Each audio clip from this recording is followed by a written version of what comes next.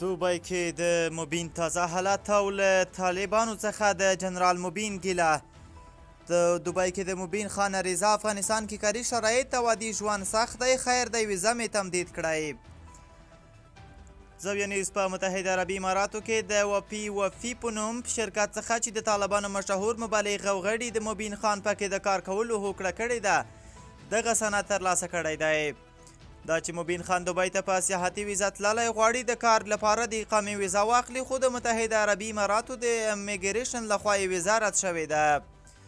اوس یاد شرکت بیا د مبین خان لپاره د اقامې ویزې ترلاسه کولو لپاره اپلای کړی او لا معلومه نه ده چې دغه ویزه به ترلاسه کړی شي او که نه. زاویه نیوز ته په عربي ژبه د مبین خان د عریضې په رسېدلې کاپي کې په ډېره اوجزه او زارۍ د متحده عربي اماراتو دولت ته لیکل شوي: په افغانستان کې کاري شرایط خراب دي، هیله ده زما د ویزې په اړه پر تصمیم بیا کتنه وکړئ. دلته کار کول به زما لپاره یو فرصت وي. زه د خپلې څو کسیزه کورنۍ لپاره د ډوډۍ ګټلو یوازینۍ مرجع یم. په ډېرو ستونزو مې په یاد شرکت کې دنده ترلاسه کړې ده. هماغسې چې تاسو پوهیږئ زموږ په هیواد کې د کار او سوداګرۍ شرایط خورا ستونزمن دي.